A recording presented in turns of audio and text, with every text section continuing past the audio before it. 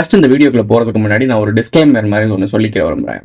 இந்த வீடியோ நான் பண்ணுறது எனக்கு மிகப்பெரிய ஒரு பேக் ட்ராப் ஆகிறதுக்கு வாய்ப்பு இருக்குது. மிகப்பெரிய அச்சுறுத்தல் கூட வர வாய்ப்பு இருக்குது. காரணம் என்ன அப்படின்னா, இந்த கண்டி நாயக்கர் ஆவணப்படத்தை எடுத்த ஜவஹர் அப்படின்றவர் ஒருத்தர் இருக்காரு. அவர் மர்மமான முறையில் இறந்துட்டார். அதை பற்றி எவனுமே அவங்க கூட இருந்த எவனுமே அதை பற்றி பேசலை. இறந்துட்டார், அவ்வளோதான். அதோட முடிச்சிட்டாங்க. இன்ன வரைக்கும் அவங்களாம் அரசியலில் உள்ள போகிறதுக்காக பல வழியில் பல ஆங்கிளில் மக்களோட மத்தியில் லைம் லைட்ல இருக்கானுங்க. எல்லாருமே ஜவஹர் கூட இருந்த எல்லாருமே லைம் லைட்ல இருக்கானுங்க. மக்கள்கிட்ட பேசக்கூடிய இடத்துல இருக்கானுங்க. அப்படி இருக்க இடத்துல எல்லாருமே யாரும் இவரை பத்தி பேசல. கண்டி நாயக்கர் ஆவணப்படத்தை பத்தி அப்ப ஆரம்பத்துல பேசி பேசி பேசி பேசி மக்கள் தமிழ் மக்களுடைய அபிப்பிராயத்தை பெற்றுட்டானுங்க. அதை வச்சு உள்ள புகுந்துட்டானுங்க. தமிழர்களுக்கு பாதுகாப்பல் நாங்க தான் அப்படின்ற பேர்ல உள்ள புகுந்துட்டானுங்க. உள்ள மாறுவேடத்தை போட்டு உள்ள இறங்கிட்டானுங்க. உள்ள இறங்கி அவங்களுக்குன்னு ஒரு ஃபேன்ஸ் ஃபாலோவிங் உருவாக்கிட்டானுங்க. எப்படி தமிழர்களே இல்லாத ஆட்கள்லாம் இங்கே வந்து எலெக்ஷனில் ஜெயிச்சு சிஎம் ஆகிறாங்களோ, தமிழ்ன்ற ஒரு வார்த்தையை வச்சு தான் பேசி வந்தாங்க. இதே ஸ்ட்ராட்டஜியை வச்சு தான் தமிழ் பேசிட்டு நாங்களாம் தமிழ் குடின்னு சொல்லிட்டு வந்தவங்க தான் இப்போ உங்களுக்கு கண்ணு முன்னாடி நீங்கள் தமிழருக்காக பேசக்கூடிய யூடியூப் சேனல்ஸாக இருக்கட்டும், பொலிட்டிஷியன் விமர்சகராக இருக்கட்டும், இல்லை புதுசாக அரசியல் கட்சி தொடங்கின கோமாளிஸாக இருக்கட்டும், எல்லாருமே தமிழை வச்சு தான் வியாபாரம் பண்ணியிருக்காங்க. தமிழர்களை வச்சு தான் வியாபாரம் பண்ணியிருக்காங்க.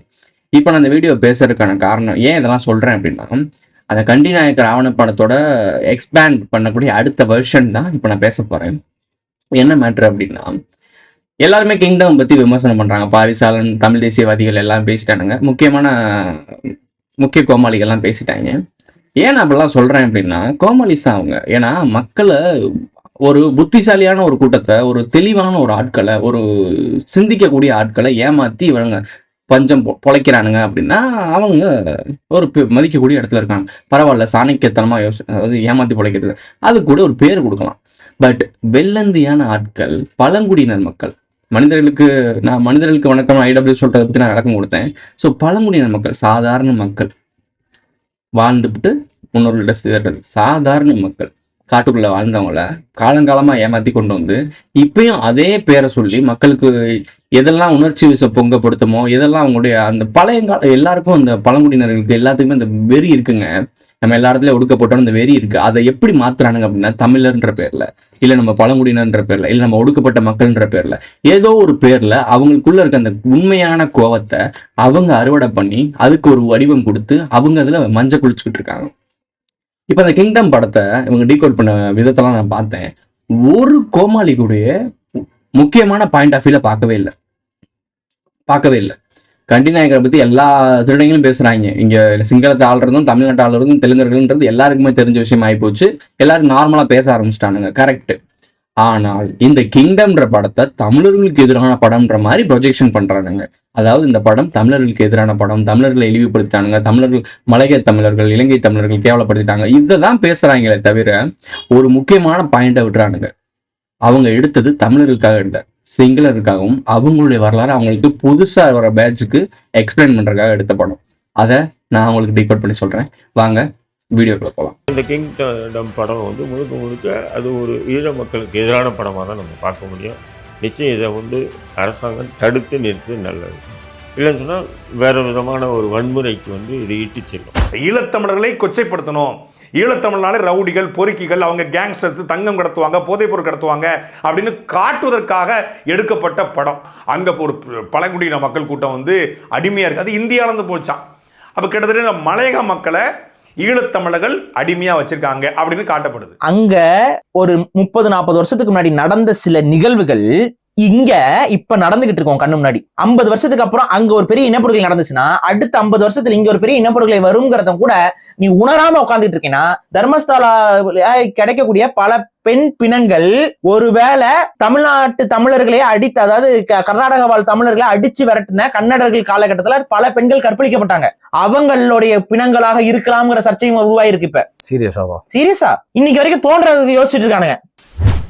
ஆறிலும் சாவு, நூறிலும் சாவு, தாயகம் காப்பது கடமையடா. முக்கியமா இருக்கக்கூடிய லைம் லைட் கோமாளிகளை பத்தி வீடியோ கிளிப்ல எடுத்து உங்களுக்கு ஒரு ஃபுட்டேஜ் மாதிரி போட்டிருப்பேன், நீங்க பார்த்துருப்பீங்க.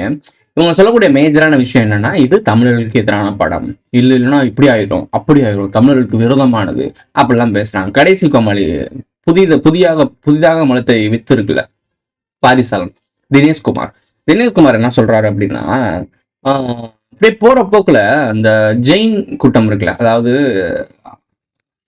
மர்கலி கோசலர், மகாவீர் மகாவீர் கூட்டத்தை அப்படியே முழு பூசணிக்கால போட்டு முழு மலை முழுங்கி மகாதேவன் சொல்லுவாங்க இல்லை, அந்த மாதிரி ஒரு மலையை முழுங்கினவங்க தானே வைங்கலாம். ஸோ மலையை முழுங்கின கூட்டம் என்ன சொல்லுது அப்படின்னா, அங்க தர்மசாலால தண்ணி பஞ்சாயத்துக்கு சண்டை வந்துச்சுல, அங்க காவேரி நதி பிரச்சனை ஏதாவது பஞ்சாயத்து வந்துச்சுல, இதுதான் பெண்களுக்கு கற்பழிக்கப்பட்டாங்க, அடிச்சு வரட்டப்பட்டாங்க, அப்போ கொல்லப்பட்ட பெண்களுடைய சடலம் இருக்கக்கூடிய வாய்ப்பு இருக்கு, அந்த மாதிரி ஒரு ஆங்கிள் பேசுறாங்கன்னு எனக்கு தெரிஞ்சு எந்த ஆங்கிள்லையும் எவனும் பேசல. ஆனா இவனுங்க இதை புதுசா உருவாக்குறாங்க. காரணம் என்ன அப்படின்னா, தர்மசாலா கூட இந்த வண்ணம் ஆசிவக வண்ணங்கள் இருக்குல்ல, இந்த வண்ண கோட்டம் இவங்களுடைய கிளைப்பிரிவு தான் நார்த்து சவுத்து. ஸோ இந்த ரெண்டு கூட்டமும் தன்னை காப்பாற்றிக்கும். இது மாற்றப்ப அது காப்பாற்றி விடும், அது மாற்றப்ப இது காப்பாற்றி விடும். இப்படிதான் ஏடிஎம்கே ஜிக்குமோ டிஎம்கே இதெல்லாம் மேட்ரு. உங்கள்ட்ட திரும்ப ஒரே இது சொல்கிறேன், எந்த பெருந்தலைகளும் சீமான் நிற்கிற ஸ்டாலின் அவர்கள் நிற்கிறாங்க, இல்லை உதயநிதி ஸ்டாலின் நிற்கிறாங்க, அவங்களுக்கு எதிராக வந்து சீமான் அவர்கள் என்னைக்காவது நேருக்கு நேரம் நின்று ஏதாச்சும் ஒரு இடத்துல எலெக்ஷனில் ஜெயிச்சு பார்த்துருக்கீங்களா, இல்லை எலெக்ஷன் நின்று பார்த்துருக்கீங்களா? இதான் அவங்களுடைய துணுக்கு சீட்டு. இதை பிடிச்சிங்கனாலே இவங்க எல்லாருமே கோமாளி கூட்டம்னு தெரியும். சரி, ஓகே, இப்போ மேட்ருக்கு வருவோம். இப்போ ஆரிசலன் அப்படியே போகிற போக்கில் ஒரு அடிச்சுட்டு போகிறாப்புல. என்னன்னா, தர்மசாலாவில் புதைக்கப்பட்டது பல பெண்கள் சடலம் தான் புதைக்கப்பட்டிருக்கு, அது உண்மை. ஆனால் இவங்க எப்படி திருப்புறாங்கன்னா, அங்கேயும் தமிழர்களுடைய கன்னட வரியை தூண்டி விடுறாங்க. தமிழ்நாட்டு தமிழர்களே அடித்து, அதாவது கர்நாடக வாழ் தமிழர்களை அடிச்சு விரட்டின கன்னடர்கள் காலகட்டத்துல பல பெண்கள் கற்பழிக்கப்பட்டாங்க. அவங்களுடைய பிணங்களாக இருக்கலாம்ங்கிற சர்ச்சையும் உருவாயிருக்கு. இப்ப சீரியஸா அங்க தமிழ் பெண்கள் மட்டும் கிடையாது, நார்த் இந்தியாவில இருந்து வந்த பெண்கள் முதற்கொண்டு இங்க காணாம இருக்காங்க. அங்க பலி நடந்திருக்குன்றது தான் மேஜரான ப்ராசஸ். அது ஏன் பலி கொடுத்தாங்க, எதுக்கு பலி கொடுத்தாங்க? 800 ஆண்டுகள் பழமையான ஜெயின் சம்பந்தப்பட்ட ஆட்கள் அவங்க. ஜெயின்னா இங்கிட்ட ஆசிவகம். ஸோ இதெல்லாம் தொற்றுவாங்க, நாளைக்கு நம்மளுடைய பங்காளி மாட்டிக்குவாருன்றக்காக எப்படி தமிழர்கள் கன்னடர்கள் ஏவி விடுற மாதிரி, தமிழர்கள் தெலுங்கு ஏவி விடுற மாதிரி, எல்லா இடங்களிலும் தமிழர்களுக்கும் தெலுங்கர்களுக்கும் மற்ற லாங்குவேஜுக்கும் ஒரு முரண்பாடு இருக்க தான் செய்யுது. ஏன்னா அங்க இருக்க அரசியல்வாதிகள் ஒரு அரசியல் பொழப்பு நடத்துறாங்க, இல்லை இங்க இருக்க ஒரு அரசியல் பொழப்பு நடத்தணும். இந்த ரெண்டு கூட்டமும் தான் இந்த அஜெண்டாஸை செயல்பட்டுக்கிட்டு இருக்கு. மக்கள் இல்லை, மக்கள் அவங்க பாட்டுக்கு தான் செவனேன்னு இருக்காங்க. எனக்கு தெரிஞ்சு தெலுங்கு ஃப்ரெண்ட்ஸே இருக்காங்க, நார்மலாக தான் பேசிட்டு இருக்கானுங்க. எங்களுக்கு ஃபோட்டோ எடுக்கிற கூட நான் ஒரு தெலுங்கு ஃப்ரெண்டு தான் இருக்கேன், என் ஃப்ரெண்டு இருக்கான், தெலுங்கு நான் சொல்ல மாட்டேன், என் ஃப்ரெண்டு ஒருத்தர் இருக்கான், அவன் தான் எனக்கு ஃபோட்டோகிராஃப்லாம் எடுத்து கொடுப்பான். இன்னும் நிறைய பேர் இருக்காங்க தெரிஞ்ச ஃப்ரெண்ட்ஸ்லாம். என்னடா நாங்கள் அப்படி பழகினதே கிடையாது, அப்படி யோசிச்சதும் கிடையாது. இவனுங்க இப்படியே பண்ண என்ன நடக்கும் அப்படின்னா, விரோத செயலாகும். நார்மலாக இருக்க மக்கள் கூட ஒருவேளை இவங்க அப்படி இருப்பாங்களோ, எதிர்ச்சியாக ஒரு பிரச்சனை பண்ணா கூட இவன் அதனால தான் அதை பண்ணான்ற உருவாக்குறாங்க. ஆனால் பிரச்சனை இல்லையா அப்புறம் அவங்க மேலே வன்மமே இல்லையான்னு கேட்க இருக்கு. அதை பண்ணுறது யாரு, பின்னாடி இருக்க சூழ்ச்சி யாரு, அவங்க இயக்கம் என்ன, அவங்களுடைய தேட் ப்ராசஸ் என்ன, இதெல்லாம் நீங்கள் தேடி பார்த்தீங்கன்னா அவங்களுடைய மைன்யூட்டான அந்த பொலிட்டிக்ஸ் தெரிஞ்சிடும். ஸோ அதெல்லாம் பேச மாட்டாங்க அவனுமே. வாரிசல் எவ்வளோ பெரிய வேலை வந்துட்டு இருக்கான் பார்த்தீங்களா? இவ்வளோ டீட்டெயிலாக கிங்டம் படத்தை பற்றி பேசுகிறேன், தமிழருக்கு விரோதமான படம் அப்படி இப்படின்னு ஆவேசமாக கத்திவிட்டு கடைசி தர்மசாலாவை அடிச்சு விட்டு போயிட்டானா? அங்கே நடந்தது ரிச்சுவல்ஸ் விட்டுவிட்டு தமிழர்களை வடிச்சு கொண்டு அங்கே போஸ்டாயின்றாங்க. என்னடா ஐயோ போ. சரி, இப்போ கிங்டம் படத்துக்கு வரும். கிங்டம் படத்தில் என்ன சொல்ல வராங்க, சிங்களர்களை பற்றி பேசவே இல்லை. ஆனால் தமிழர்கள் தான் திருட்டுத்தனம் பண்ணுறவங்க, கோல்டு ஸ்மக்லிங் பண்ணுறவங்க, அக்யூஸ்டாக இருக்கவங்க, கேங்ஸ்டர்ஸாக இருக்கவங்க, இந்த ஆயுத சப்ளை எல்லாம் பண்ணுறாங்க. அப்புறம் அசசின்ஸ் பற்றி பேசுவாங்க, பிரைம் மினிஸ்டர் அசசின், அதை பற்றிலாம் பேசுவானுங்க. ஒரு வார்த்தை வரும் உள்ள. ஸோ நமக்கு தான் பெரிய திருட்டு, நேஷனல் லெவல் திருட்டு. ஏதாவது இலங்கை தமிழர்கள் வந்து இந்த அசசின் பண்ணாங்கன்னு சொன்னாங்கல்ல ராஜீவ் காந்தி. ஸோ அதை வேற மாதிரி இன்டெரக்டாக தடவி விட்டு போகிற மாதிரி இருக்கும். ஸோ இதெல்லாம் வரைக்கும் ஓரளவுக்கு சிங்களர்களும் தமிழர்களையும் அந்த இலங்கையில் இருக்கிற தமிழர்களையும் தமிழ்நாட்டு தலைமையிலர்களையும் நம்ம இந்தியாவோட தலைமையும் கனெக்ட் பண்ணுற மாதிரி ஒரு கனெக்டிங் டாட் மாதிரி ஒரு போகிற போக்கில் சொல்லியிருக்கானுங்க. இதை மட்டுமே பிடிச்சிக்கிட்டு இவங்க தமிழர்களை தான் சொல்லிட்டாங்க. ஆனால் இந்த பழங்குடியின மக்கள் தான், அங்கே இருக்க மக்கள்லாம் அந்த ஸ்மக்லிங் பண்ணுறாங்களா, அவங்களாம் யார் அப்படின்னு பார்த்தா பழங்குடியினர் மக்கள். அரச குடும்பம், பழங்குடியினர் மக்கள். ஏன்னா அவங்க கூட்டத்தில் ஒரு தலைவன் இருப்பான், அந்த தலைவன் தான் இவங்களுக்காக சண்டை போடுவான். யாருக்கிட்ட? பிரிட்டிஷ்ட சண்டை போடுவான். இவன் எங்கேருந்து வந்தான்ற ஒரு மேப்லாம் காட்டுவாங்க. அதுக்கு முன்னாடி இந்த கண்டினியூ வைக்கிற ஆவண படத்தில் ஒரு ஸ்கிளிப்லாம் நான் காட்டுறேன், இந்த கிளிப்பை பாருங்க. கிமு 543ஆம் ஆண்டு வட இந்திய இளவரசரான விஜயன் ஈழத்தில் உள்ள தலைமன்னார் பகுதிக்கு கப்பலில் வந்து இறங்குகின்றான். ஒடிசா, கலிங்கம் அந்த இருக்குல்ல, அந்த ஏரியால இருந்து வந்த ஒரு சிம்மவாகுன்ற ஒரு மன்னர் இருக்காருங்க. அவர் வந்து அப்பா கிட்ட அடங்காத துட்ட காமினி அப்படின்ற பேர்லாம் சொல்லுவாங்க. துட்டம்ன்ற பேர் ஏன் கொடுத்தாங்க அப்படின்னா அப்பாக்கு அடங்காத பையன். வங்காளம் மற்றும் கலிங்க பகுதிகளை ஆண்டு வந்த சிம்மவாகு என்ற அரசனின் மகன்தான் இந்த விஜயன். இங்க நோட் பண்ணுங்க, நான் சொல்ற வேர்ட்லாம் கீவேர்டு. அப்பாவுக்கு அடங்காத பையன், அதனால விரட்டப்பட்டான், ஓடி போயிட்டான் அப்படின்னு வச்சுக்கலாம். அங்கேருந்து கப்பலில் 700 மக்களை கூட்டிகிட்டு வரோம். 700 மக்களுக்கு அவங்களுடைய தளபதி அதெல்லாம் கூட்டி வராங்க. அப்போ எங்கே போகிறானுங்க? இலங்கைக்கு போகிறானுங்க. இலங்கைக்கு போகும்போது அங்கே குவேனியை பார்க்குறாங்க. அங்கே இருக்க யாக்கர் இனத்தை சேர்ந்தவங்க. இந்த யாவை நாவா போட்டிங்கன்னா நாகர் இனத்தை சேர்ந்தவங்க அப்படின்னு வரும். எக்ஸ்ட்ரா துணுக்குகள் பிடிச்சுக்க. இவன் ஈழம் வந்ததும் அங்கே குவேணி என்ற தமிழ் இளவரசியை முதலில் மணக்கிறான். சிறிது காலம் கழித்து மதுரையை ஆண்ட பாண்டிய மன்னனின் மகளையும் மணக்கிறான் என்று இலங்கை வரலாறு கூறுகிறது. சரி, உள்ள போறாங்க. அந்த குவேணியை கல்யாணம் பண்றாங்க. அது ஒரு ராணி சொல்றாங்க. அது ஒரு இனத்தோட முக்கியமான ஒரு பொறுப்புல இருக்க ஒரு பொம்பளை. அவங்க இனத்துல ஒரு கொள்கை இருக்கு, வேற இடத்துல கணக்கு பண்ணக்கூடாது ஒரு மாதிரி இருக்கு. அந்த இதையும் மீறி இந்த விஜயன் கூட திருமணம் செய்து இந்த விஜயன் அரசியலுக்கு பயன்படுத்தி அந்த ஒட்டுமொத்த நாகர் இனத்தை தான் என்னது ஆசைக்காக விஜயனை கல்யாணம் பண்ணிட்டு அங்க இருக்க சொந்த இனத்தையே போட்டு கொடுத்து இலங்கையை பிடிக்கிறதுக்கு கைப்பற்றுறதுக்கு உதவி செஞ்சவ அந்த குவேணி. துரோகின்னு சொல்லுவாங்க. அவங்க இனத்தோட துரோகி அப்படின்ற மாதிரி ஒதுக்கி வச்சிருப்பாங்க. துரோகிக்கு என்ன பட்டம் கொடுப்பாங்க? கடைசி இந்த விஜயன் வந்து ஆட்சிக்கு பிடிக்கிறதுக்காக ட்ரை பண்றான். ஆட்சி பிடிக்க போகும்போது உண்மையான அரசியல் வாரிசா இருக்கணும்னா நீ ராயல் பிளட் லைனோட கலக்கணும்.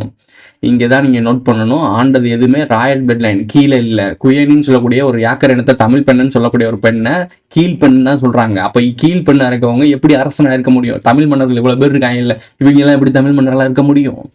பாண்டியர் இனத்துல பாண்டியர் நாட்டுல இருந்தா பெண் எடுத்திருக்கான்னு சொல்றாங்க. அப்ப பாண்டிய நாட்டுல இருக்கவங்க தமிழனா?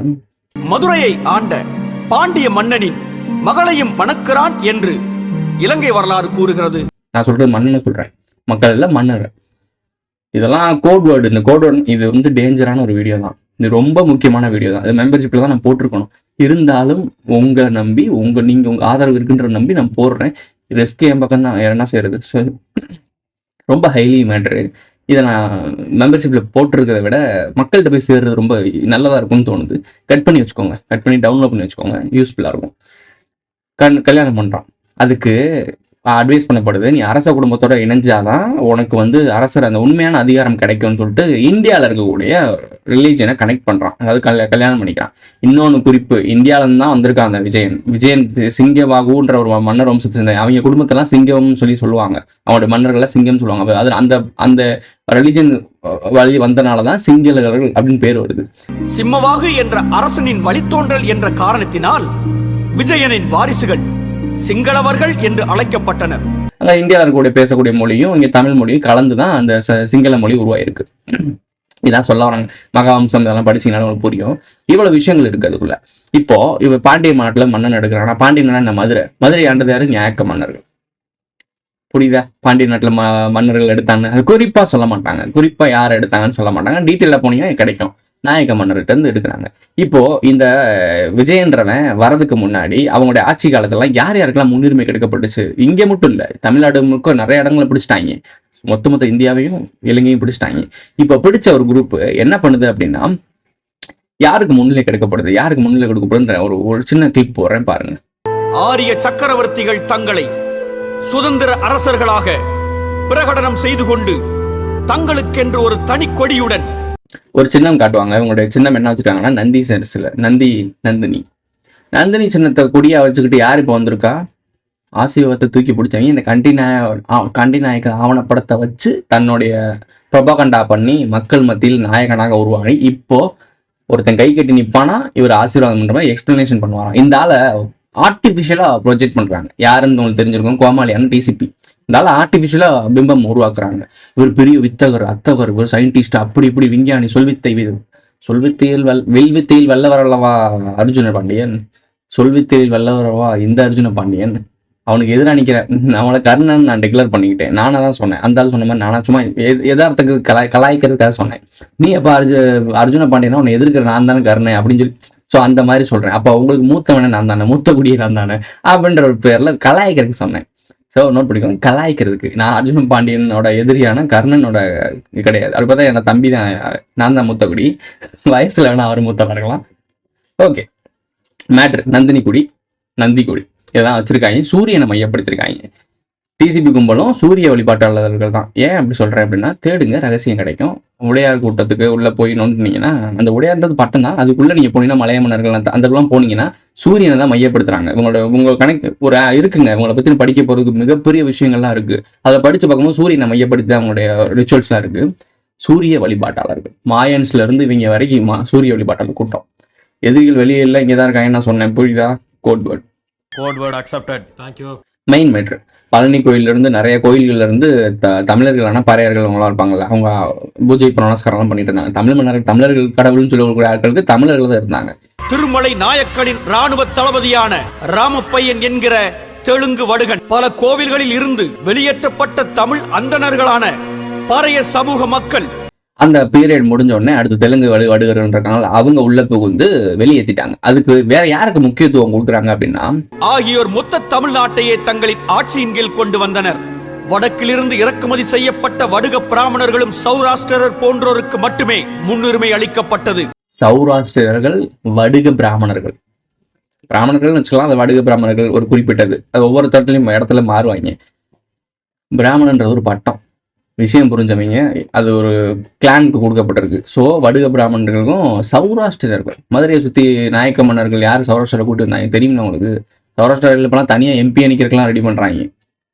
அவங்கெல்லாம் ஒரு இதே கிடையாது. நான் பார்த்தேன், என்னைய பொறுத்த வரைக்கும் ஒரு இடத்துக்கு மேலாம் முதல்ல அவங்க வாயே பேச மாட்டாங்க. சௌராஷ்டிரலாம் எழுத்து பேச மாட்டாங்க. ஒரு நார்மலாக இருப்பாங்க, அவன் வாட்டுக்கு இருப்பாங்க, வாட்டுக்கு செவன் இருக்கிடமே தெரியாமல் இருப்பாங்க. இப்போலாம் நம்ம கூட எழுத்து நிற்கிறாங்க, என்னடான்ற மாதிரி நிற்கிறாங்க. அவங்களுக்கு அரசியல் பொலிட்டிக்கல், பிஜேபி வந்ததுலேருந்து அரசியல் பொலிட்டிக்கல்லாம் ஒரு மாதிரி பில்டப் பண்ணிட்டு இருக்கானுங்க. என்ன கூத்து நடந்துட்டு இருக்கு பாருங்க. வடக்கனை பத்திட்டு இருக்கோம், இங்கிட்டு சௌராஷ்டிரன் நான் சூக்க காலங்காலமாக உள்ள ஒளிஞ்சிருக்காங்க, தெரியாமல் இருக்கீங்க. தேடு, ரகசியம் கிடைக்கும். சரி, இவெல்லாம் ஏன் பேசுறேன்? விஜயன் வந்தான்ல, இப்போ அண்ணன் ஒருத்தன் வந்திருக்காண்டேன்னு சொல்லிட்டு இந்தியாவில இருந்து தான் யார் வருவா? ரெட்ரோ படத்துல வருவான். இப்போ இந்த படத்துல விஜய தேவரகொண்டா, விஜயன். ஸோ விஜயன் வருகை, இவனும் போட்ல இருந்து எங்க வருவான்? இலங்கைக்கு வரான். விஜயன் எங்க இருந்து வந்தான்? போட்ல இருந்து இங்க வந்தான். ஒரு மேப் போடுறேன், நீ பாத்துக்க, இது தமிழர்களுக்கு எதிரான படமா இல்ல இவங்களுடைய வரலாறு கடத்தின படமான்னு உனக்கே புரியும்.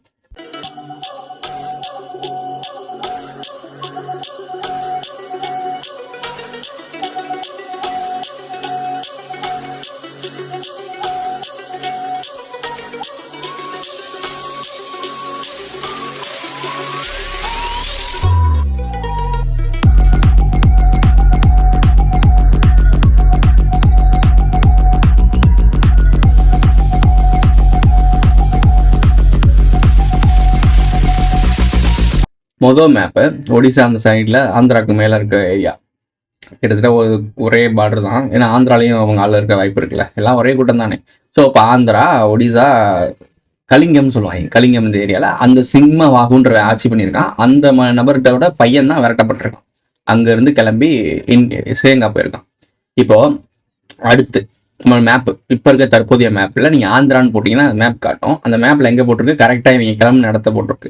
இதை அப்படியே கனெக்ட் பண்ணி இந்த படத்தில், கிங்டம் படத்தில் இவங்க வந்தது எங்கேருந்து வந்தாங்கன்னு, இந்தியாவிலேருந்து வந்தாங்க. இந்தியாவில் வந்து ஒரு பழங்குடியினர் கூட்டம் தான் ஸ்மக்லிங் பண்ணுதுன்னு சொல்கிறாங்களா. அந்த பழங்குடியினர் கூட்டம்னு சொல்கிறதுக்கான காரணம் வேறு விஷயம் இருக்குது. அவங்க உள்ளே வந்துட்டாங்க. இதெல்லாம் ஹிண்ட்டு. பழங்குடியினர்னு சொல்கிறது நம்மளை, உள்ளே இருந்து வந்தது விஜயனை, புரியுதா? ஸோ அவங்க மக்கள் அங்கேருந்து வந்தாங்க, வந்து உள்ளே போயிட்டாங்க. உள்ளே போய் அங்கே குடியேற்றாங்க. ஆனால் கிங்காக இருக்காங்க. விஜயன் ஒரு கிங், அரசன் தானே, இளவரசன் தானே. இங்கேருந்து அங்கே போய் இளவரசனா மாறுறான்ல, அந்த இளவரசனா மாறுறான். அந்த இளவரசன் போயிட்டு திருப்பி அவருடைய தன்னனை காப்பாற்ற வரேன்ற ஒரு பேரில் அந்த இயற்கையை அவனை இழுக்கும், திருப்பி அந்த மண்ணுக்கு இழுக்கும். அந்த மண்ணுக்கு இழுத்த பிறகு இயற்கையாகவே அங்கே உள்ளே போனோடனே இங்கே அரக்கத்தன்மையை உருவாக்குதுன்னு சொல்கிறாங்க. லூப் ரிப்பீட் ஆகிட்டே இருக்குன்னு சொன்னோம்ல அது. ஸோ அப்போ வந்துட்டு இங்கே வந்து உள்ளே போனோன்னே அவனையும் கிங்காக ஆக்குவாங்க. கிளைமேக்ஸில் இந்த படம் பார்த்தீங்கன்னா அந்த எல்லாம் சண்டைலாம் முடிச்சுட்டு உங்களுக்கு நான் தான் இனிமே அப்படின்னு சொல்லிட்டு அங்கே இருக்க மக்களுக்கு இவனுக்கு சம்மந்தமே இல்லை. மொதல் உள்ளே போகிறப்போ அந்நியமாக பார்ப்பாங்க. எப்படி இருந்தாலும் நீங்கள் கூட எங்கள் இனத்தில் உன்னை சேர்க்கவே முடியாதுன்னா அந்த விஜய் தேவரகொண்டாவை சொல்லுவாங்க. அந்த கேரக்டர் சொல்லுவாங்க, விஜயனை சொல்லுவாங்க. ஆரம்பத்தில் குயேனி இருக்கும் போது உள்ளே போகும்போது குயேனியை கல்யாணம் பண்ண பிறகு அந்த உள்ள இருக்க யாக்கர் இனத்து மக்கள், நாகர் இனத்துன்னு வச்சுக்கோம், நாகர் இனத்து மக்களை உள்ள சேர்த்துக்க மாட்டாங்க. நீ என்ன இருந்தாலும் எங்கள் இனமே கிடையாது அப்படின்னு சொல்லி தான் பேசியிருக்காங்க. அதுக்கப்புறம் தான் சண்டை. 700 மக்கள் போனாங்க உள்ள, எங்கெங்கெல்லாம் வீக்னஸ் இருக்கு எங்கெல்லாம் சொல்லிட்டு இந்த குயேனியை வச்சே தூக்கி ஒட்டுமொத்த இடத்தையும் பிடிச்சாங்க. இல்லை, அதே கேரக்டர் தான் இப்போ இந்த விஜயன். தற்போதைய காலத்தில் 2025 போன விஜயனை எப்படி காட்டுறாங்க அப்படின்னா, அங்கே போவாராம். உள்ளே போனோடனே நீ என்னதான் இங்கே வந்தாலும் இவனோட சூர்யான்னு நினைக்கிறேன், சூர்யா அவன் அண்ணன் பேர் ஒன்று இருக்கும், அவனோட தம்பியாவே நீ இருந்தாலும் நீ எங்கள் இனத்தவன் கிடையாது அப்படின்னு ஒதுக்கி வச்சிருப்பாங்க. ஏன்னா அவங்க அண்ணன் குவேனி மாதிரி அந்த ஊரில் இருக்க ஒரு பொண்ணை கல்யாணம் பண்ணி அந்த கூட்டத்தோட ஐக்கியமாயிருப்பான். இது விஜயன் பதோட ஒரு கிளைப்பிரிவு. ஒரே ஆள 2 கேரக்டர் காட்டிருக்காங்க. ஜெமினி கேரக்டர் ஒரு ஆள் தான், ஆனால் ஜெமினி கேரக்டர். புரியுது உங்களுக்கு? அண்ணன் தம்பி. ஒரு ஆளை காட்டி 2 விஷயத்த காட்டினாங்கன்னா அந்த பழங்குடி மக்களை கல்யாணம் பண்ணியிருந்தான் அப்படின்னா நீ கண்டுபிடிச்சிருங்க ஈஸியா. குயனி தான் சொல்றாங்கன்னு சொல்லி கண்டுபிடிச்சிருங்க. அதனால அண்ணன் தம்பின்னு காட்டிட்டாங்க. ஸோ இதான் சிம்பிளான பார்க்கறதுக்கு 2 பேரும் சிமிலரா இவன் முடி வச்சிருப்பான், இவன் முடி இருக்காம இருக்கும், இவ்வளவுதான் இருக்கும் டிஃபரன்ஸ். சரி ஓகே, இந்த ஜெமினி கேரக்டர் காட்டிட்டாங்களா, உள்ள போய் அந்த பெண்ணை எடுத்து கல்யாணம் பண்ணிட்டான். இவனும் அங்க இருக்க டாக்டர் பொண்ணை கல்யாணம் பண்ணுவான். அங்க இருக்க மக்களை வெளியே கொண்டு போகவே முடியாது, போட்ல கொண்டு போக விட மாட்டாங்க பெண்களை. இவன் தான் ஃபர்ஸ்ட் கொண்டு போவான், விடுதலை கொண்டு வருவான். அது இந்த மாதிரி நிறைய விஷயங்கள் பண்ணிட்டு அந்த மக்களுக்கே அரசனா மாறிடுவான். விஜயன் அப்படிதான் ஆனா சிங்களத்துல விஜயனை வச்சு அவன் எப்படி உள்ள போய் சிங்களத்தை பிடிச்சி இல்லை தமிழர்கள்லாம் ஒடுக்கி உள்ள புகுந்து எப்படி அவன் அரசனா மாறினான்றதை காட்டுறது தான் இந்த கதை. கேட்குறாங்க, சிங்களர்கள் ஒருத்தர கூட காட்டல, சிங்களர்கள் ஒரு மொழியை கூட காட்டல. ஏன் காட்டல? ஏன்னா இவங்க போன பிறதானே சிங்களனே வந்தா. விஜயன் போன பிறதானே சிங்கள மொழியை உருவாச்சு சிங்களனே வந்திருக்கான். மகாவம்சம் அதானே சொல்லுது. அப்போ சிங்களனை உருவாக்குனதுக்கு முன்னாடி போன கதையத்தான் இவங்க கிங்டம்னு எடுத்திருக்காங்க. கிங்டம்னா என்னங்க? ஒரு ராஜ்யத்தை உருவாக்குற கிங்டம். அந்த ராஜ்யத்தை தானே இப்போ உருவாக்கியிருக்கான். அப்போ ராஜ்யத்தை உருவாக்கின பிறகு இதுக்கு அப்புறம் தானே சிங்களராக வருவாங்க. இப்போ பார்ட் 2 எடுக்க போறாங்க. இந்த பார்ட் 2ல சிங்களர்கள் உருவாகி பாருங்க. காரணம் என்னன்னா மெசேஜ். விஜயன் போன பிறகு தான் அங்கே சிங்களர்களே உருவாங்கினாங்க. அப்போ நாங்களும் பூர்வ இந்திய குடி தான் அப்படின்றத கன்ஃபர்மேஷன் பண்றதுக்காகத்தான் இந்த விஷயங்களே நடக்குது. அப்போ பூர்வீக இந்தியர்கள் எதற்காக அங்க போய் சிங்களர்களா மாறணும்? சிங்களர்களா மாறின பிறகு எதுக்கு தமிழர்கள் அழிக்கணும்? தமிழர்கள் அழிச்சோன்னு தமிழ்நாட்டில் எதுக்கு தெலுங்குகள் ஒழிஞ்சுக்கிட்டு தமிழர்கள் அழிக்கணும்? என்னதான்டா காரணம்? அப்ப அந்த பழங்குடியின மக்கள் தான் யாரு? அதான் தமிழர்கள். நீங்க சொல்லக்கூடிய உங்களுக்கு இப்ப பேர் வச்சுட்டாங்க, உங்களுக்கு தமிழர்னு பேர் வச்சுட்டாங்க, வேற வழி இல்லாத தான் சொல்லி ஆகணும். தமிழர்கள் அமைதியான சாந்தமான அப்புறாணி மக்கள். வாரிசாலன் டிசிபிக்காரெல்லாம் கதறான் இல்லை. உங்களுக்கு ரோசம் இல்லையா? ரோசம் இல்லை. நமக்கு ஏன் ரோசம் இல்லைன்னா நம்ம அப்பாணிப்பட்ட மக்கள். சாது மிரண்டா ஊரும் தாங்காது, காடும் தாங்காது, நாடும் தாங்காதுன்னு சும்மா சொன்னாங்களா? நம்மளாம் சாதுக்கள், அமைதியா காட்டுக்குள்ள நிம்மதியா வாழ்ந்துட்டு இருந்தவங்க. இவங்க என்ன கலப்பினத்துக்குள்ள உருவாகி இவங்க டிஎன்ஏ ஆதாமேவாது கலைக்கு தான் போகணும். இவங்க டிஎன்ஏ அவங்ககிட்ட இருந்து சர்ப்பத்திட்ட பாம்புகிட்ட இருந்து டிஎன்ஏ வாங்கி இவங்க இன்டெலிஜென்ஸை வளர்த்துக்கிறேன்ற பேர்ல நாகரிக கட்டமைப்பை உருவாக்கி நம்ம செவனேண்டு காட்டுக்குள்ள இருந்து நிம்மதியா வாழ்ந்துட்டு இருந்த நம்மளை பிடிச்சி உள்ள எடுத்துட்டு வந்து நம்ம உடம்புல இருந்து கலப்பினத்தை உருவாக்கி மனிதனத்தை பெருக்கிட்டாங்க. இப்போ நாகரினத்தை சேர்ந்தவங்க கலப்பினத்தை சேர்ந்தவங்க தான் இந்த உலகத்துல அதிகமா இருக்காங்க. அவங்க தான் எல்லா இடத்துலையும் ரூல் பண்ணிட்டு இருக்காங்க. ஒவ்வொரு இடங்களிலும் இருக்கக்கூடிய ட்ரைப்ஸான பூர்வகுடி மக்களை தான் ஒடுக்கிக்கிட்டு இருக்காங்க. எந்தெந்த இடத்துலலாம் எந்தெந்த மக்கள்லாம் ஜெனோசைட் பண்ணப்படுறாங்களோ அவங்க எல்லாருமே அந்த இடத்தோட பூர்வீக குடியர். அதாவது ஆதி தமிழர்களும் சொல்ல முடியாது, தமிழர்னு சொன்னா நீ வேற மாதிரி தமிழ் தேசியத்துக்குள்ள கொண்டு போயிடுவார். பூர்வகுடி பழங்குடியினர், அந்த பழங்குடியின மக்கள் ஒவ்வொரு இடத்துல இருக்காங்க. ஆனால் எல்லாருமே பழங்குடினா எல்லா பழங்குடியினும் ஒன்று தான், மனிதர்கள் தான் வருவாங்க. நான் மனிதர்களே சொல்றேன். ஸோ அந்த மனிதர்களை தான் ஜெனோசைட் பண்ணிட்டு இருக்கானுங்க. ஜெனோசைட் பண்ணக்கூடிய ஆளுமை தான் கலப்பினங்கள். அப்புறம் நாகர்கள் வெளியே வர மாட்டாங்கன்னு சொன்னீங்க. நாகர்கள் வெளியே வர மாட்டாங்க. நாகரிகத்தை கலப்பு பண்ணி 3வது பீரியட் இருக்குல்ல, திருப்பியும் சொல்றேன், நாகர்கள் அண்டர் கிரவுண்டு. அதுக்கு மேல இருக்க ராயல் பிளட் லைன் சொல்லிட்டு இருக்கிறது நீங்க கண்ணுலேயே பார்க்காத பெரும் ரிச்சஸ்டான மிகப்பெரிய ராயல் கிங்டம் வச்சிருக்காங்கல்ல, அந்த குரூப் அவங்கள பார்க்கவே முடியாது. 3வது தலைக்கட்டு தான் நீங்க பார்க்குற பிரிட்டிஷ் எம்பையர்ல இருக்கக்கூடிய ராணி ராஜாக்கள்லாம் 3வது தலைக்கட்டு. அவங்களுக்கு கிளைப்பிரிவு ஒன்று இருக்கும்ல, அவங்களுக்கு கீழே அடிபணிஞ்சு வேலை பார்க்க ரச பரம்பரைகள் தான் நீங்க பார்த்துக்கிட்டு இருக்க எல்லா அரசர்களும். புரியுதா? இதான் நடக்குது. இவங்க தான் கலப்பினங்கள் கூட்டம்.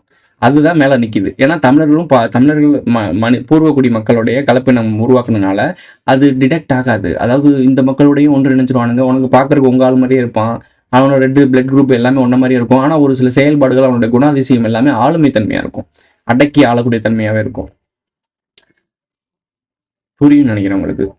இந்த டிசிபி கும்பலை பாருங்களேன், இந்த ஒரு போட்டோ போதும் அவங்க தமிழில் வச்சிருக்காங்க. ஒருத்தன் அப்படி கை கட்டிட்டு அப்படியே அப்புறானே நினைக்கிற மாதிரி இந்த ஆள் அப்படியே எக்ஸ்பிளனேஷன் பண்ணி இவர் பெரிய புலி ஃபயர் மாதிரியும் பக்கத்துல இருக்க வந்து ஒரு பாமரன்ற மாதிரியும், பாமரனுக்கு அறிவு கொடுத்த தந்தையே அப்படின்றது இந்த போட்டோல காட்டுறானுங்க, படக்காட்சியில காட்டுறானுங்க. இவர் டம்மி பீஸ். நான் அடிச்சு சொல்றேன், ஒரு டம்மி பீஸ். ஏன்னா நான் சொல்லாய்வு மயிராய்வுன்னு சொல்றாங்கல்ல, இது ஆரம்பத்துல இவங்க சொல்லும் போது எனக்கு அதை பத்தி புரிதல் இல்லைன்றப்போ பெருசா தெரிஞ்சிச்சு. உள்ள தேடி பார்த்தோன்னே எல்லாமே சாதாரண விஷயம் தான். நம்மளே சிந்திக்க ஆரம்பிச்சாலே அந்த ஆள் பண்றதை நம்ம பண்ண முடியும், அதை விட அதிகமாகவே பண்ண முடியும். அதெல்லாம் பண்ண விடாம பார்த்துப்பான். நீங்க யாராச்சும் சொல்லாய்வு பண்ணீங்கன்னு வச்சுக்கோங்களேன், இது அப்படி இல்லை அப்படி இல்லைன்னு சொல்லுவான். அவன் சொல்றது மட்டும் தான் உண்மைன்னு சொல்லுவான். இதெல்லாம் நம்ப வச்சிருப்பான். ஏன்னா நான் உள்ள போய் பழகினால சொல்றேன், இவங்க ரொம்ப பெரிய ஒரு டேஞ்சரான குரூப். தமிழ்ன்ற பேர்ல சொல்லிக்கிட்டு இருக்க மக்கள்லாம் கூண்டோட கைலாசத்துக்கு அனுப்புறதுக்கான வேலையை பார்த்துட்டு இருக்காங்க. சொன்னா அவங்களுக்கு புரியாது. இதே தான் இலங்கையிலேயே நடந்துச்சு. இலங்கையில இப்படிதான் தமிழ் ஏற்றி விட்டு தமிழர் கொள்றாங்கன்ற பேர்ல உருவாக்கி அங்க இருக்க கிளர்ச்சியை உருவாக்கி சண்டையை போட விட்டு கடைசி கிளைமேக்ஸ்ல தான் எனக்கு தெரிஞ்சு பிரபாகரனுக்கே தெரிஞ்சிருக்கும் என்ன நடந்திருக்குன்னு. அப்படி உங்களை நேரடியாக போட்டு தள்ள முடியாது.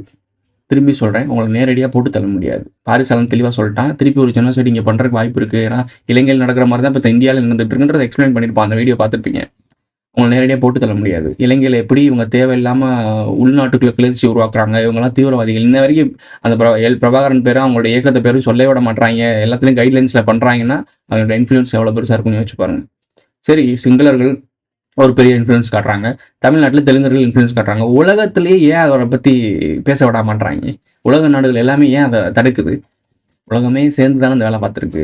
அப்போ எவ்வளோ பெரிய அஜெண்டா போயிட்டு இருக்கு, இந்த நாகரிகம் டெமோக்ரஸி எவ்வளோ பெருசாக இருக்குன்னு யோசிச்சு பாருங்க. அப்போ இதெல்லாமே போலி கட்டமைப்பு தானே. இந்த போலி கட்டமைப்பை நம்பி எலெக்ஷன் நின்று நான் ஜெயிப்பேன்னு சொல்லிட்டு இருக்கேன் இந்த டிசிபி பாண்டியன் எவ்வளோ பெரிய திருட்டு பையன்னு யோசிச்சு பாருங்க. தெரியுதா ஏன் அவளை எவ்வளோ ஆக்ரோஷமாக அவங்களை எதிர்க்கிறேன்னு? ரொம்ப ரொம்ப டேஞ்சரான குரூப்பு. தெரிஞ்சுதான் நான் பேசுகிறேன். உண்மை தெரிஞ்சால் பேசாமல் இருக்கிறது தான் தப்பு, பேசுகிறது தப்பு இல்லை. நான் பேசுகிறேன். ஜவஹர்ன்ற ஒருத்தர் கேட்டுட்டு இருந்தீங்க யாருன்னு, இந்த இந்த ஃபோட்டோ போடுற நம்பர் தான் ஜவஹர்ன்றவர். இவர் இப்போ இல்லை, இவருக்கு அப்படியே அஞ்சலி செலுத்துற மாதிரி மாலையை போட்டு அப்படியே அப்புறாணி மாதிரி பேசிட்டு அவரை பற்றின வரலாறு எங்கேயும் பேசலை. பல பேரோட டீகோட் பண்ண தெரிஞ்ச இவங்களுக்கு இப்போ ரீசெண்டாக பார்த்தீங்கன்னா கவின்குமார் இறந்தார்ல. கவின்குமார் ஆணவ படுகொலை தான் இறந்திருக்காரு. ஆனால் இதை பூம் பண்ணி சமூகத்துக்குள்ள வேளாளர்களுக்கும் மறவர்களுக்கும் இழுத்து விடுற மாதிரி வேலைகள் பார்த்துட்டு இருக்காங்க, சண்டை போட்டு இழுத்து விடுற மாதிரி இருக்காங்க. 1989, 1957 இதை மட்டும் நினைவுபடுத்திக்கோங்க. 1989 நடந்துச்சுன்னு தேடுங்க, 1957 நடந்துச்சுன்னு தேடுங்க. இது ரெண்டுமே யாருக்கிட்ட நடந்துச்சு, யார் கூட நடந்துச்சுன்னு தேடுங்க. அது ரெண்டு விஷயம் ஒரு பெரிய விஷயம் நடந்துச்சு. நான் சொல்லியிருக்கேன்ல, வரம்னு சொன்னல, அந்த வரம் என்னன்னு தேடுங்க. இதுதான் உங்களுக்கு கோடு வேர்டு. ஸோ இதை தான் இப்போ ரீக்ரியேட் பண்ண பார்க்குறாங்க. 1957, 1989 நோட் பண்ணிக்கோ, தேடு போய். ஸோ தேடினா தான் புரியும். இதோட இந்த வீடியோ முடிஞ்சிருச்சு. இந்த வீடியோ பிடிச்சிருந்துச்சுன்னா லைக் பண்ணுங்கள், கமெண்ட் பண்ணுங்கள், சப்ஸ்கிரைப் பண்ணுங்கள். புரிஞ்சிருந்துச்சுன்னா உங்களுடைய கருத்துக்களை கண்டிப்பாக பதிவு செய்யுங்க. சேனலில் மெம்பர்ஸ் ஆட் ஆகணும்னு நினைக்கிறேன்னா ஜாயின் பட்டன் போட்டுவிடுங்க. சூப்பர் தேங்க்ஸ், சூப்பர் சேட்லாம் பண்ணால் எஸ்என்ட்ரெஸ் மட்டும் தட்டி விடுங்க. உங்களுக்கே தெரிஞ்சிருக்கும் இந்த நான் வீடியோ பேசி முடிச்சோன்னா. இந்த வீடியோ ஆக்சுவலாக மெம்பர்ஷிப்பில் தான் நான் போட்டிருக்கணும். ஏன் நான் போடலை அப்படின்னா, எனக்கு நல்லாவே தெரியும் இந்த வீடியோ மெம்பர்ஷிப்பில் தான் போடணும். காரணம் என்ன அப்படின்னா, அதில் அவ்வளோ மைன்யூட்டான விஷயம் இருக்குது. அவங்களோட அஸ்திவாரத்தை இங்கே அசைச்சிருக்கேன். ஸோ ரொம்ப முக்கியமான விஷயம். இப்போ மெம்பர்ஷிப்பில் போட்டால் மேஜராக மக்கள்கிட்ட போகாது, அவங்க கண்டுக்க மாட்டாங்க. ஆனால் இது பப்ளிக்காக ஒரு 1000 பேர் 2000 பேர்கிட்ட போயிடும். நிறைய பேர் டவுன்லோட் பண்ணி வைப்பாங்க. இது அவங்களுக்கு சிக்கலை தான் உருவாக்கும். பார்ப்போம்.